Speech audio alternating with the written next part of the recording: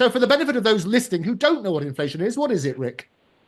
Well, it's the cost of there's a virtual shopping basket, if you want to translate it into its simplest terms, that the government decides what goes into that shopping basket. And then they use that, what was it last year to buy these items versus what does it cost this year? I'm using it in very simplistic terms here. But if they want to skew it in their direction, for example, the cost of sugar and the cost of milk and bread's gone up over the last year, but the cost of something like razor blades might have stayed static. So it's a very easily manipulated figure. And of course, there's different levels of, there's headline rates of inflation, and there's inflation regarding the different sectors and zones. So it can be very confusing. Simplicity and clarity is needed when it comes to you're absolutely right. It's very easily explained. Well done. Good about the razor blades. That's why you've got a bit of stubble. Is that right?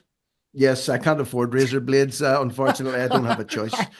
I understand. So timing. Talk to me then, James, about what do you think of the timing of the call for the election? Yeah, I'll talk about that in a sec. I just mentioned inflation. I used to head business inflation at the ONS. I've also worked on the CPI and RPI. It's first of all, Rick, it's not the government that pick what goes into the basket. It's statisticians at the ONS, and they do it based upon retail weights.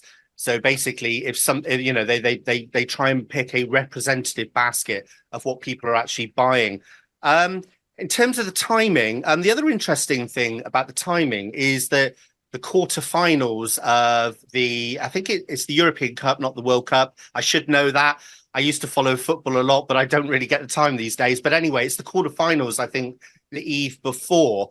Now, yes. I've read analysis that was part of the factor. Now, I don't know exactly why. Maybe he thinks maybe more Labour voters go to football matches and they'll all have a hangover and they won't turn up. But interestingly, I don't know. I'm just, thinking out loud. But Sir Keir Starmer has been holding a lot of his press conferences at football stadiums across the UK.